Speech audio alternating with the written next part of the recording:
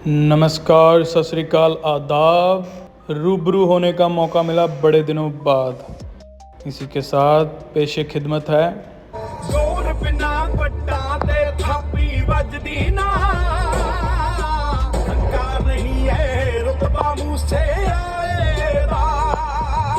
आज बात होगी जोर की और आज बात होगी रुतबे की।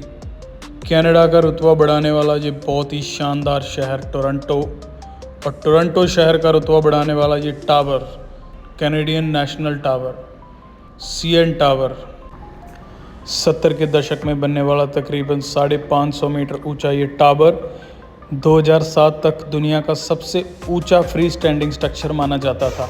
लेकिन 2007 और 9 के बीच बुर्ज खलीफा ने ये रुतबा CN टावर से छीन लिया। सपनों का शहर टोरंटो, जहां हर साल दुनिया भर से लोग आते हैं। ओंटारियो प्रोविंस की ये राजधानी दुनिया भर से आने वाले लोगों का स्वागत करती है।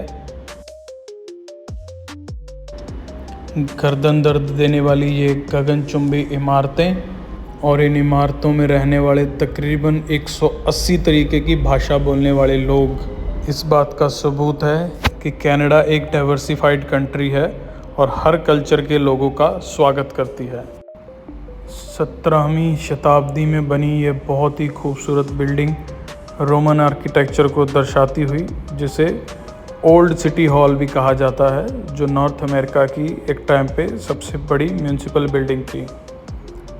और इसी के बगल में Nathan Phillips Square. Nathan Phillips जो 1955 से 1962 तक टोरंटो शहर के मेयर थे, उन्हीं के नाम से बना ये स्क्वायर। तकरीबन 12 एकड़ में फैला हुआ ये पार्क कल्चरल और कम्युनिटी प्रोग्राम्स के लिए यूज़ किया जाता है। जग्गू दादा बन के खिंचवाई मैंने कुछ फ़ोटोएं, साथ में मेरी बहन और मेरा भाई। फिर हमने रुख किया टोरंटो ईटन सेंटर की तरफ।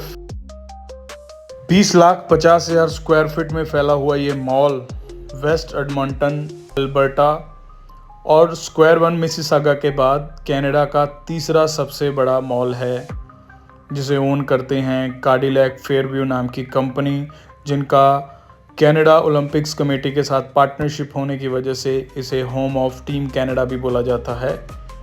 कुछ खूबसूरत फ़ोटोएं।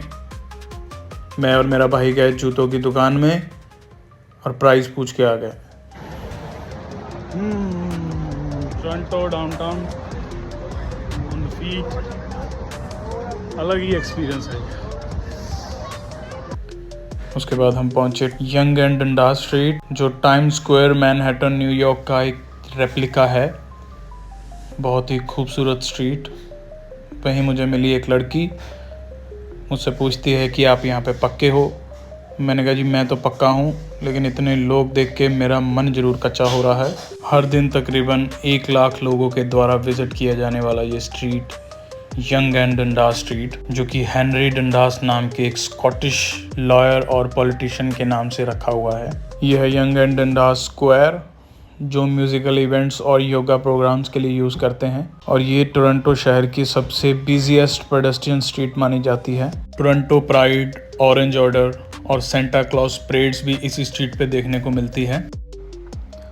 लाइफ साइज्ड चेस का आनंद लेते हुए मैं और मेरी बहन यंग एंड डंडास स्ट्रीट का जलवा और यंग एंड डंडास स्क्वायर में आपके भाई का जलवा। उस दिन जीवन की एक बहुत ही खूबसूरत बात सीखने को मिली। अगर आप खुद की इज्जत करते हैं तो दुनिया आपकी इज्जत ज़रूर करेगी। गूगल स्टाइल में चलने की नाकाम कोशिश, और मैं आ गया दोबारा चेस देखने। और मैंने उनको ऐसा दिखाया कि मुझे उनकी सारी चालें समझ में आ जाएगी। गोरा मेरे पे हंसने लग गया। टोरंटो के बारे में अब एक फन फैक्ट। टोरंटो के बहुत ही डिफरेंट निकनेम्स हैं। इसे Muddy York, Hog Town, Toronto the good, Hollywood North, the mega city, TO, the 6 भी कहा जाता है। अब क्यों कहा जाता है उसे गूगल करिए। यह है रॉजर्स अरीना, टोरंटो का सबसे बड़ा अंडर द रूफ प्लेग्राउंड, जहां स्पोर्ट्स और म्यूज़िकल इवेंट्स होते हैं। इसे रॉजर्स अरीना बोला जाता है क्योंकि इसके नेमिंग राइट कनाडा की बिगेस्ट कम्युनिकेशन कंपनी रॉजर्स के पास है।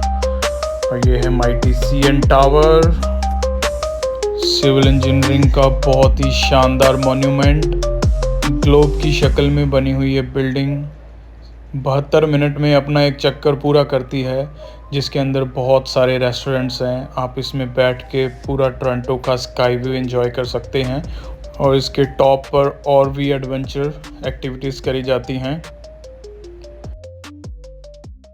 सिविल इंजीनियरिंग के नमूने के साथ अपनी हाइट मैच करता हुआ एक नमूना, लेकिन CN टावर की तो बात ही अलग है। लल्लू लाल हलवाई की दुकान में पड़े हुए मिठाई के डब्बों की तरह लगती हुई ये बिल्डिंग असल में ये टोरंटो आइलैंड तक जाने का एक हार्बर पॉइंट है।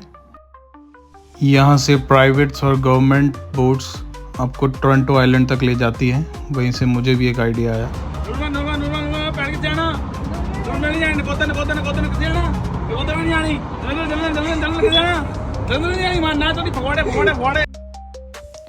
वहीं किसी ने मेरे कान के नीचे लगाते हुए बोला, टोरंटो आइलैंड पर सिर्फ बोट्स जाती हैं, टेम्पू नहीं। टोरंटो शहर से टोरंटो आइलैंड तक जाने का अपना ही एक आनंद है।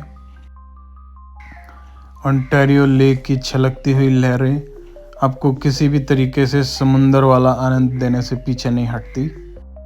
बहुत ही खूबसूरत दृश्य और अलग ही अनुभव। टोरंटो आइलैंड, जहाँ से आपको टोरंटो शहर की पूरी स्काईलाइन देखने को मिलती है। इसी स्काईलाइन को देखने के लिए लोग बहुत दूर दूर से टोरंटो आइलैंड विजिट करते हैं।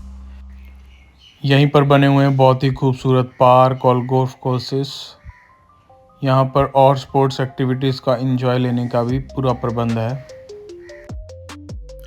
टोरंटो शहर में मौजूद उस तारीख की बहुत ही खूबसूरत दो चीज़ें, एक CN टावर, दूसरा आपका भाई। कमेंट्स ऑफ है।